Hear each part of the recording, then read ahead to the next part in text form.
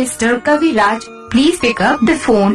Hello लागेला डर सैया बाड़ा तू कतर रोजे हमके छछ पर चढ़ावेला ए जी का बोल भइल बाटे मन बढ़ुते बादाबा मड़ई में गरई धरावेला।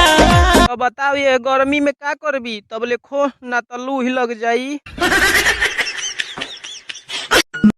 जनता करपू में बंद होई ना दारू अब बिगड़ जई है हमरे साढ़ू जे अपना में हरारू के कही रानी ओके दिए सोना चानी तब बोला कैसे होई लड़ाई जब यही है नहीं तो हरे भाई।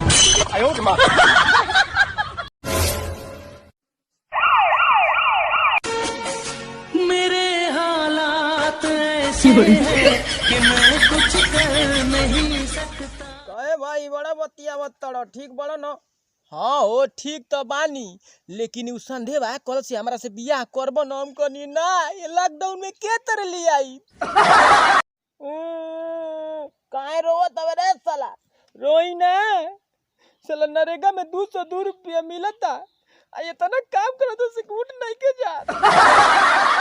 ए भाई ये लॉकडाउन में नरेगा में इतना पैसा मिलत रहल ह कि सलाम काम का करी आदमी ज्यादा बढ़ गई।